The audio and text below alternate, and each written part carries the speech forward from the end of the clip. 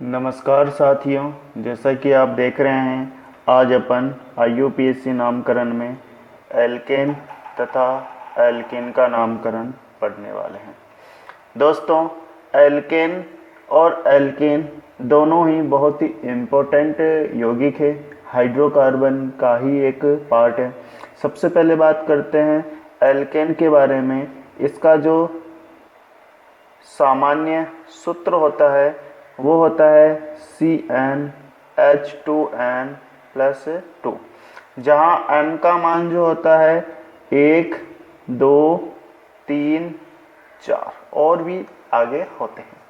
जबकि एल्किन की बात करें तो एल्किन का जो सामान्य सूत्र है, सामान्य सूत्र जो होता है वो होता है CnH2n, जहाँ n का मान 2 से स्टार्ट होता है, 2, 3, 4 आगे भी होता है।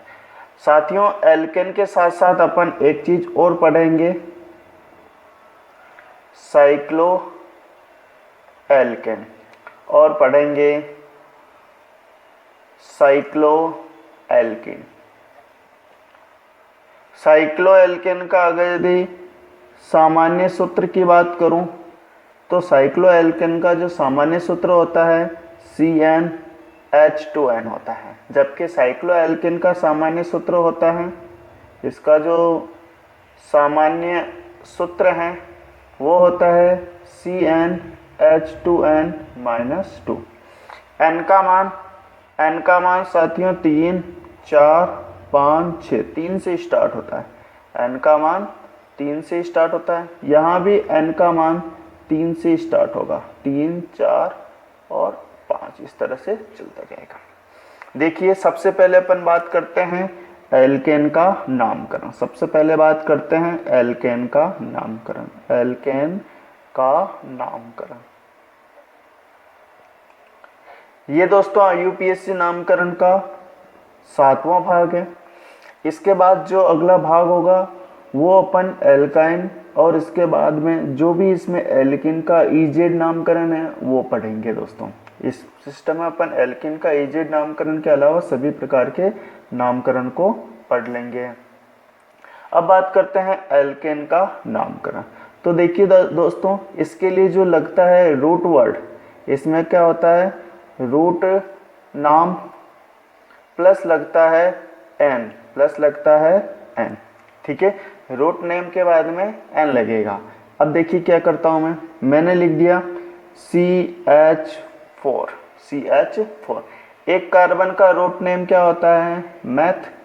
एक कार्बन का रूट नेम क्या होता है, मैथ, और इसका अनुलग्न क्या लगता है, n। तो दोनों मिलकर के क्या बन जाएगा, मैथेन।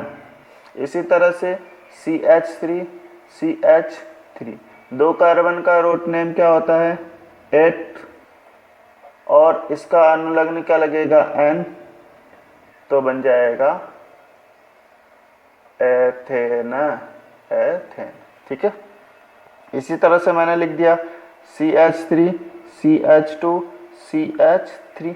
कितने कार्बन है, प्रोपेन, 3 कार्बन का प्रोप, और अनुलग्न लग जाएगा तो प्रोपेन। इस तरह को मैं इस तरह से बना देता हूँ। 4 कार्बन की लॉन्ग चेन ले लें तो ब्यूटेन। अब तो आप बता दोगे ब्यूटेन। 5 कार्बन हो तो पेंटेन, 6 कार्बन हो तो हेक्सेन, 7 कार्बन हो हेप्टेन, 8 कार्बन हो ऑक्टेन। इस तरह से चलता रहेगा दोस्तों। अच्छा, चलो इसको बताओ, देखें CH3, CH2, CH3, और मैंने यहाँ पे जोड़ दिया CH3। देखिए दोस्तों, जब अपन लॉन्ग चेन सेलेक्ट करते हैं तो सामने वाली लॉन्ग चेन सेलेक्ट हो जाएगी, नंबर हो जाएगा 1, 2, 3 और 4। ये वाला समूह क्या हो जाएगा, एज ए प्रतिस्थापी हो जाएगा। इस प्रतिस्थापित को बोलते हैं मैथिल। इस प्रतिस्थापित को क्या बोलते हैं, मैथिल। 4 कार्बन है इसलिए इसका नाम हो जाएगा ब्यूटेन। 4 कार्बन है इसलिए इसका नाम हो जाएगा ब्यूटेन। मैथिल समूह कितने पे जुड़ा हुआ है, तो देख रहा है 2 पे, इसलिए नाम हो जाएगा 2-मेथिल ब्यूटेन। अब दोस्तों, इसको इंग्लिश में मिथाइल बोलते हैं। केवल और केवल प्रोनाउंसिएशन का डिफरेंट है और कुछ नहीं है, बाकी सब कुछ सेम है। हिंदी में मैथिल बोलते हैं, प्रोनाउंसिएशन करते हैं। बाकी इंग्लिश मीडियम वाले जो मेरे कुछ स्टूडेंट है, साथी हैं, वो मिथाइल बोलते हैं, वो अच्छी बात है। चलो देखिए और देखिए दोस्तों, अब अपन आगे उदाहरण ले लेते हैं। मैंने जैसे कि एक उदाहरण ले रहा हूँ कि इस तरह से मैंने कार्बन की चेन बना दी, CH3, यहाँ भी लगा दिया CH3 और यहाँ लगा दिया CH3। कितने कार्बन है? 4 कार्बन और एक बीच में जुड़ा हुआ 5, 3, 4 तो मिथाइल समूह है, एक बीच में। लेकिन अपने को IUPAC में सबसे लॉन्ग चेन तो यही सेलेक्ट हो सकती है। ये भी क्या होगा? प्रतिस्थापी, और ये भी क्या होगा? प्रतिस्थापी। दोनों कितने पे जुड़े हुए हैं दोस्तों? 2 पे जुड़ा हुआ है, इसलिए होगा दोस्तों 2 डाई मैथिल, 2 डाई मैथिल। और कितने कार्बन की लॉन्ग चेन है? 1 2 3 कार्बन की है, इसलिए इसका नाम हो जाएगा प्रोपेन। इसका सामान्य नाम दोस्तों होता है नियोपेंटेन, नियोपेंटेन। जबकि इसका सामान्य नाम होता है आइसोपेंटेन, आइसोपेंटेन। 5 कार्बन है, दूसरे नंबर पे शाखा हो तो आइसो और दूसरे नंबर पे 2 शाखा हो तो नियो। अच्छा चलो इसका बताइए दोस्तों। CH3 CH3 CH3। देखो अभी मैंने नियो बताया था, CH2 CH और CH3। ठीक है। लॉन्ग चेन कितने कार्बन की बन जाएगी? लॉन्ग चेन आपकी 5 कार्बन की बन जाएगी। ये वाला प्रतिस्थापित, ये वाला प्रतिस्थापित और ये तीनों समूह क्या होंगे? प्रतिस्थापित में। इधर से दोनों प्रतिस्थापित पास पड़ेंगे, नंबर इधर से कर दो, 1 2 3 4 और 5। 5 कार्बन का क्या होता है? पेंटेन। 5 कार्बन का क्या होता है? पेंटेन। ये 2 पे जुड़ा हुआ है, ये भी 2 पे जुड़ा हुआ है, ये भी 2 पे जुड़ा हुआ है। तीनों मैथिल समूह जो जुड़े हुए हैं, 2 2 4, तो नंबर आ जाएगी 2,4। 4 वो तीनों हो गए। कितने हैं? 3 है, तो 3 के लिए आ जाएगा ट्राई। मैंने पहले बताया था 3 एक समूह समान समूह तो ट्राई, 2 हो तो डाई, 4 हो तो टेट्रा, 5 हो तो पेंटा। क्या है? मैथिल है, बस मैथिल जोड़ दो। 2,2,2 ट्राई मैथिल पेंटेन। अच्छा इसको बताइए। मैंने इस तरह से लिख दिया CH3 CH CH CH और CH3, है ना। इस पे मैंने लगा दिया Cl समूह, इस पे लगा दिया मैंने CH3 समूह और इस पे लगा दिया मैंने C2H5 समूह। ठीक है। देखो कैसे करते हैं। ये जो प्रतिस्थापी हो जाएगा, ये हो जाएगा क्लोरो, ये हो जाएगा मैथिल और ये हो जाएगा एथिल। आप इसे ही मानोगे एथिल समूह? बिल्कुल सही है, आप ऐसे ही मानोगे, मुझे पता है, उम्मीद है। लेकिन दोस्तों मैंने आपको पहले बता दिया था कि 2 नंबर पे एथिल समूह कभी नहीं आता है, 1 नंबर पे मैथिल समूह कभी नहीं आएगा। आगे बात सुन, जब हाइड्रोकार्बन का नामकरण करते हैं। इसको मैं इस तरह से लिखूंगा, देखिए किस तरह से लिख सकता हूँ।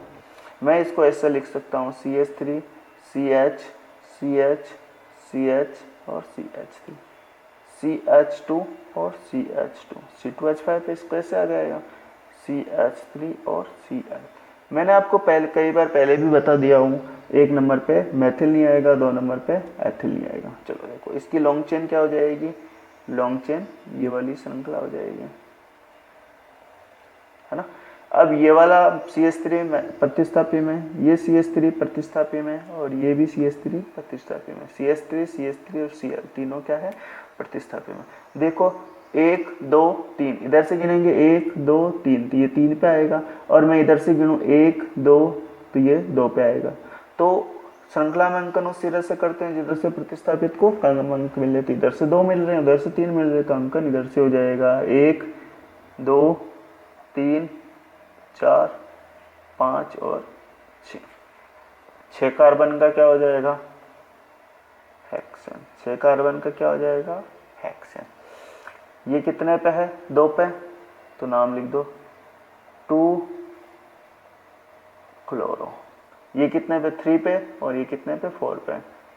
3,4 डाई मैथिल, डाई मैथिल। आगे बात समझ। चलो मैं कुछ इस तरह से लिख देता हूँ, 3 कार्बन की वलय बना देते हैं। अब देखो एक बार साइक्लोएल्केन में देख लो, 3 कार्बन का वलय देख लेते हैं। अब 3 कार्बन में क्या होगा, जो समूह जुड़ा हुआ है CH2 CH2 CH2, ये समूह आपस में जुड़े हुए हैं, 3 समूह आपस में CH2 CH2 से जुड़े हुए हैं। 3 कार्बन है इसलिए इसका नाम हो जाएगा प्रोपेन, इसलिए इसका नाम हो जाएगा प्रोपेन। अगली बात समझे, 3 कार्बन का प्रोपेन, और ये वलय में है इसलिए इसका हो जाएगा साइक्लोप्रोपेन, इसलिए इसका नाम हो जाएगा साइक्लोप्रोपेन। अच्छा इसको देखो क्या होगा, CH2 CH2 CH2 CH2, 4 carbon है, 4 कार्बन का क्या होगा L, ब्यूटेन। 4 कार्बन का क्या होता है ब्यूटेन। अब देखो 4 कार्बन का ब्यूटेन हो गया, लेकिन ये वलय में है इसलिए इसका नाम हो जाएगा साइक्लोब्यूटेन। इसी तरह से 5 कार्बन की वलय बन गई तो इसी का नाम हो जाएगा साइक्लोपेंटेन। 6 कार्बन का वलय बना दिया तो साइक्लोहेक्सेन, साइक्लोहेक्सेन। अगर यदि इस तरह से मैंने 7 कार्बन का वलय बना दिया तो 1 2 3 4 5 6 7, 7 कार्बन को क्या बोलेंगे साइक्लोहेप्टेन, क्या बोलेंगे साइक्लोहेप्टेन। अब देखिए ये तो थी वलय के साथ नामकरण। अब अगर यदि वलय प्लस श्रृंखला, वलय भी हो प्लस श्रृंखला भी हो, दोनों ही हो, तो उसका नामकरण किस तरह से करते हैं, यानी कि एक वलय भी आ जाए और श्रृंखला भी। जैसे मैंने लिख दिया 3 कार्बन की एक चेन बना दी और उसके ऊपर लगा दिया CH3, उसके ऊपर लगा दिया CH3। इसी तरह से मैंने 3 कार्बन की चेन बना दी और उसके ऊपर लगा दिया C2H5, इस तरह से लगा सकता हूँ। चलो देखिए किस तरह से लगा सकता हूँ। जब वलय और श्रृंखला दोनों ही हो, इसे बोलते हैं श्रृंखला, इसे बोलते हैं श्रृंखला चेन, और इसे बोलते हैं वलय रिंग। जब रिंग भी हो और चेन भी हो, जब रिंग भी हो और चेन भी हो, तब उसमें अपने को याद रखना जिसमें ज़्यादा कार्बन है, जिसमें ज़्यादा कार्बन है, अधिक कार्बन को तो मुख्य श्रृंखला, अधिक कार्बन युक्त समूह, चाहे वो वलय हो अथवा श्रृंखला, अधिक कार्बन युक्त समूह को तो लिखते हैं एल्केन। और कम वाला क्या होता है, कम कार्बन युक्त समूह हो जाता है प्रतिस्थापित। क्या हो जाता है, प्रतिस्थापित। आगे बात सुनो, देखिए इसमें क्या है, 1 कार्बन का है और इसमें कितने 3 कार्बन, तो ये वाला प्रतिस्थापी में हो जाएगा, तो इसका नाम हो जाएगा मैथिल साइक्लोप्रोपेन, इसका नाम एथिल साइक्लोप्रोपेन।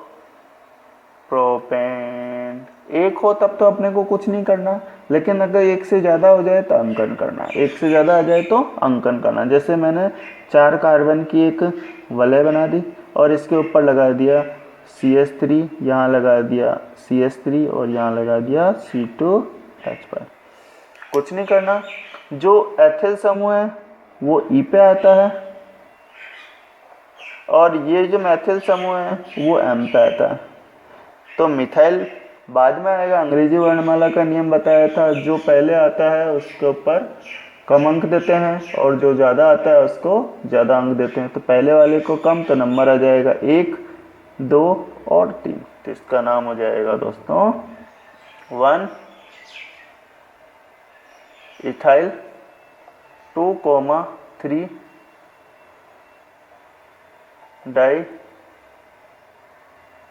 मिथाइल। और 4 कार्बन के लिए क्या आ जाएगा, साइक्लो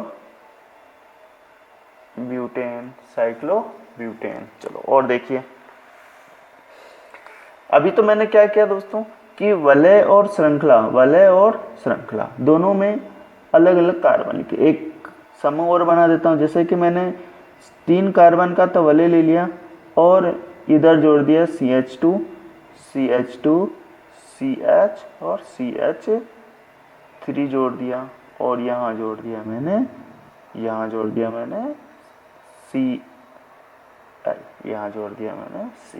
CH3 जोड़ देता हूँ। अभी अपन वही कर देता हूँ। अब देखिए वलय में कितने कार्बन है, तो वलय में दोस्तों 3 कार्बन है। वलय में कितने कार्बन है? 3 कार्बन। जबकि श्रृंखला में कितने कार्बन है? श्रृंखला में अपने को 4 कार्बन दिख रहे हैं। तो मैंने नियम क्या बताया था?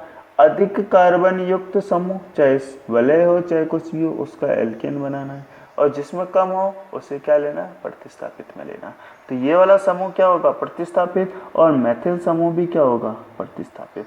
तो इसको तो बोलेंगे मिथाइल और इसे बोलेंगे साइक्लोप्रोपिल।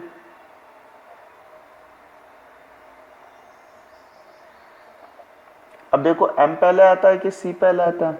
ऑब्वियसली C पहले आएगा, तो इसका नाम हो जाएगा 1 2 3 और 4। तो इसका नाम हो जाएगा 1 पे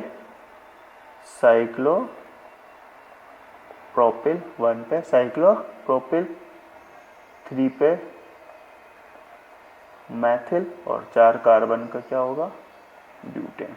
4 कार्बन का क्या होगा? ब्यूटेन। अब देखिए दोस्तों, अगर यदि वलय और श्रृंखला दोनों में बराबर संख्या में कार्बन आ जाए, जैसे कि मैंने लिख दिया ये 3 कार्बन की चेन वलय है, और यहाँ लगा दिया CH2 और CH3, दोनों में बराबर आ जाए। अभी स्थिति क्या थी? या तो वलय में कम थी तो चेन में ज़्यादा है, वलय में कम है तो चेन में ज़्यादा है, और वलय में कम है तो चेन में ज़्यादा, वलय में कम है चेन में ज़्यादा है, वलय में ज़्यादा है चेन में कम है। अब स्थिति अलग है। स्थिति ये है कि वलय के अंदर भी कितने कार्बन है? 3, और चेन में भी कितने कार्बन है? 3। चेन में भी कितने कार्बन है? 3। दोनों में जब 3-3 कार्बन है, जब श्रृंखला एंड वलय दोनों में समान कार्बन हो, जब दोनों में क्या हो जाए? समान कार्बन हो, तो वलय को मुख्य श्रृंखला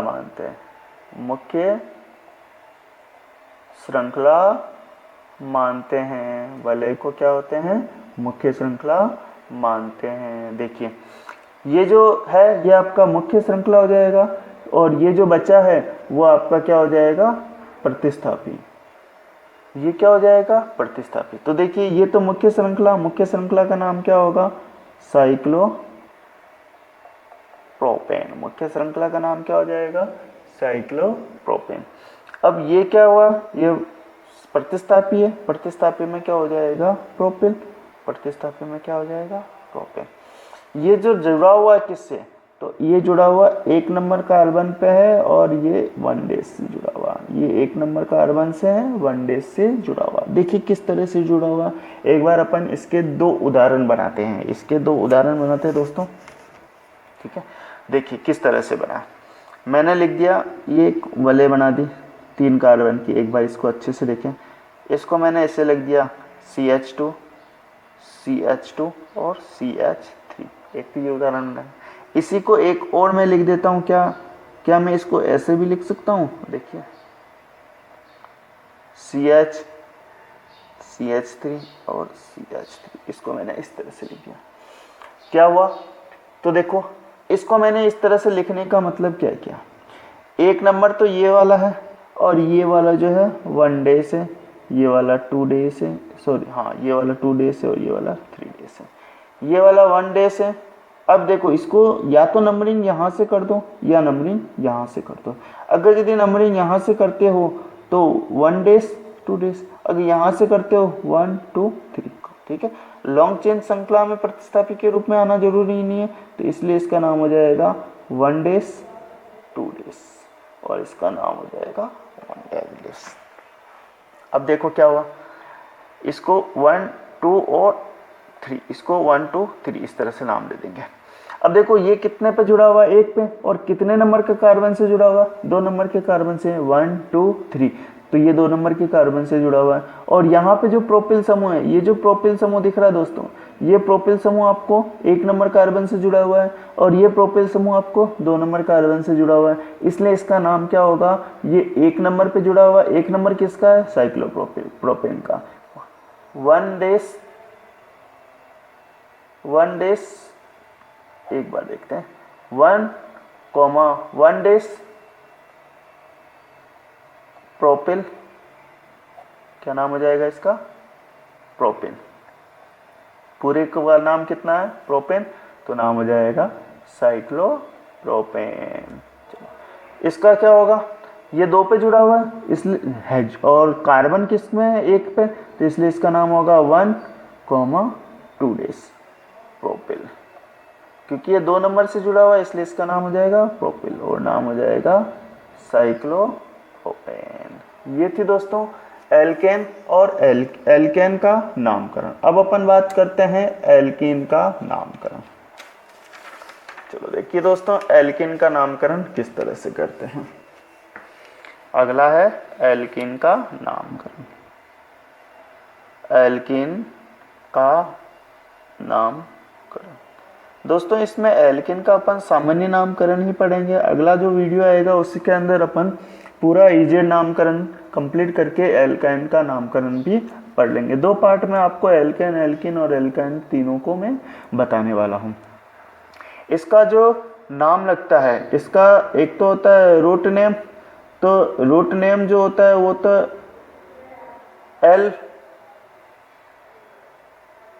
एल्क, और अनुलग्न जो लगता है, अनुलग्न जो लगता है वो लगता है इन, यानी रूट नेम प्लस इन, रूट नेम एल्क प्लस इन, तो एल्क प्लस इन क्या हो जाएगा, एल्कीन। क्या लिखते हैं, एल्क प्लस इन, इस दोनों को मिला करके क्या होता है, एल्कीन। दोनों को मिला करके क्या लिखते हैं, एल्कीन। जैसे कि मैंने लिखा CH2 double bond CH2, 2 carbon है इसलिए इसका नाम होगा एथ प्लस इन, तो नाम हो जाएगा एथीन। 3 कार्बन लिख दिया CH3 CH double bond CH2, 3 carbon का क्या होता है, प्रोप प्लस इन, तो प्रोपीन। 4 कार्बन लिख दिया CH3 CH double bond CH3, तो इसका नाम हो जाएगा ब्यूट 2 इन। देखो क्या लिखा, 1 2 3 और 4, 1 2 3 4, 4 कार्बन के लिए क्या लिख दिया, ब्यूट, 2 नंबर पे डबल बॉन्ड है इसलिए आ जाएगा 2 इन, तो इसका नाम हो जाएगा ब्यूट 2 इन। अगर यदि ये डबल बॉन्ड यहाँ आता, जैसे कि मैंने लिख दिया यहाँ पे CH2 double bond CH2 CH3, तो ये 2 कार्बन जो है पहले दूसरे के बीच में डबल बॉन्ड है, तो इसलिए इसका नाम हो जाएगा ब्यूट 1 इन, ब्यूट 1 इन। आगे दोस्तों चलो, मैंने इस तरह से बना दिया कि CH3 CH double bond CH2 और CH3, और मैंने यहाँ पे लगा दिया CN। अब देखिए 1 2 3 किधर से भी गिनूं क्लोरीन 3 पे आएगा, लेकिन ये डबल बॉन्ड 1 2 3 1 2 इधर से 2 पे आ रहा है, इसलिए डबल बॉन्ड को ज़्यादा वरीयता दे करके अपन इसका नाम इस तरह से कर देंगे। क्लोरो कितने पे आया, देख लो 3 पे आया, तो इसका नाम हो जाएगा 3 क्लोरो। कुल कितने कार्बन है, 5 का क्या आएगा, पेंट, 5 का क्या आएगा, पेंट, और इन कितने पे है, तो 2 इन पे आ जाएगा। ठीक है, चलो और देखिए मैंने लिख दिया 1 2 3 4 5 कार्बन की चेन बना दी, यहाँ डबल बॉन्ड और यहाँ डबल बॉन्ड लगा दिया, ठीक है। बैलेंस पूरी कर देते हैं, बैलेंस ही है ना, CH2 CH2 CH2 CH3 CH3, balance ही बराबर हो गया। अब देखिए किसी भी तरह से अंकन कर लो दोस्तों, किसी भी तरह से अंकन कर लो, क्या ये डबल बंध से जुड़े तीनों कार्बन लंबी श्रृंखला में सम्मिलित हो सकते हैं क्या? तो मेरे हिसाब से आप बोलोगे कि सर लंबी श्रृंखला में सम्मिलित नहीं कर सकते हैं, लंबी श्रृंखला में सम्मिलित नहीं कर सकते हैं। अगर लंबी श्रृंखला में सम्मिलित नहीं कर सकते हैं तो मैं क्या ट्रिक अपनाऊंगा, इसको एक लंबी चेन ले लेता हूँ, इसको क्या करता हूँ, एक लंबी चेन ले लेता हूँ। प्रतिस्थापी में कौन आ गया, प्रतिस्थापी में एक तो आया मैथिल, दूसरा आया मैथिल और तीसरा आया CH2। तो इसको तो बोलते हैं मिथाइल, इसको तो बोलते हैं मिथाइल और इसको बोलते हैं मैथिलीन, इसको बोलते हैं मैथिलीन। अब देखो क्या होगा, ये तो मैथिल है और ये मैथिलीन है, तो ये अपना पहले लिखा जाएगा और ये मैथिलीन बाद में लिखा जाएगा। अंकन किधर से भी कर दो दोस्तों, नंबरिंग का कोई फर्क नहीं पड़ने वाला इसमें, 1 2 3 4 5, तो ये 2 पे आ जाएगा, ये 3 पे आ जाएगा और ये 4 पे, तो ये मैथिल समूह 2 पे, ये मैथिल समूह 2 पे, तो अपना नाम हो जाएगा 2,4 डाई मैथिल, डाई मैथिल। 3 पे क्या है, 3 पे आ जाएगा 3 मैथिलीन, 3 मैथिलीन। कुल कितने कार्बन है, कुल है 6 का 1 2 3 4 5, 5 कार्बन का क्या आ जाएगा, पेंट, 5 कार्बन का क्या आ जाएगा, पेंट। ये 1 नंबर पे डबल बंद था, ये 4 नंबर पे डबल बंद है, तो आ जाएगा 1,4 डाई इन, 1,4 डाई इन। उम्मीद करता हूँ दोस्तों ये नाम भी आपको समझ में आ गया है। और देखिए अगर यदि मैं वलय के साथ इसको अटैच कर दूं,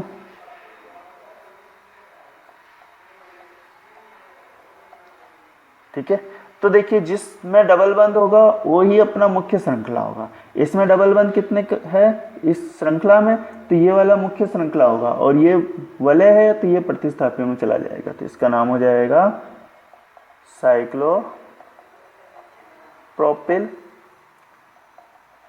एथीन, साइक्लोप्रोपिल एथीन। यहाँ एल्केन के जैसे नहीं है, एल्केन में तो क्या है जिसमें लंबी ज़्यादा कार्बन थे, लंबी श्रृंखला थी, वही आपका मुख्य श्रृंखला हो रहा था। लेकिन यहाँ पे चाहे वलय में डबल बंद हो या श्रृंखला में डबल बंद हो, जिसमें डबल बंद होगा वही अपना मुख्य श्रृंखला होगा, मुख्य श्रृंखला, उसी को अपने को बाद में लिखना है। चलो और देखिए मैंने इस तरह से लगा दिया CH डबल बॉन्ड CH और इधर जोड़ दिया, एक तरफ 3 कार्बन का प्रतिस्थापी जोड़ दिया, एक तरफ 2 कार्बन का जोड़ दिया, इसको बोलते हैं साइक्लोप्रोपिल, इसको बोलते हैं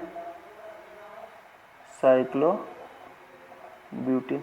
अब देखो साइक्लो तो दोनों में कॉमन है, लेकिन ब्यूटिल का B और प्रोपिल का P, अब कौन पहले आएगा, तो ऑब्वियसली ब्यूटिल पहले आएगा, तो इसलिए नंबरिंग इधर से लिख देंगे 1 2, इसका नाम हो जाएगा 1 साइक्लो ब्यूटिल, 2 साइक्लो प्रोपिल और 2 कार्बन को क्या लिखेंगे, एथीन, 2 कार्बन को क्या लिखेंगे, एथीन। दोस्तों उम्मीद करता हूँ आपको ये नामकरण बहुत अच्छे से समझ में आ गया होगा। दोस्तों अब अगला जो टर्न है वो अपन एल्किन का बचा हुआ जो ईजे नामकरण है वो पढ़ेंगे। वीडियो लंबा ना हो जाए इसलिए आपके लिए छोटे छोटे आधे घंटे का ही वीडियो बना रहा हूँ दोस्तों। और आप चैनल को सब्सक्राइब जरूर किया करें दोस्तों। वीडियो आपको अच्छा लगता है तो उसे लाइक भी किया करें, और आपको अच्छा नहीं लगता है तो आप उससे डिसलाइक किया करें।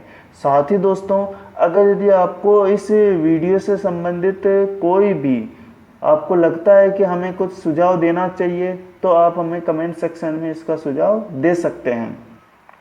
आप हमें टेलीग्राम पे भी फॉलो कर सकते हैं, व्हाट्सएप पे भी फॉलो कर सकते हैं, डीपी में लगा रखा है व्हाट्सएप थंबनेल में, आप देख ही देते हो। उम्मीद करता हूँ ये पूरा नामकरण आपको समझ में आ जाएगा। धन्यवाद दोस्तों।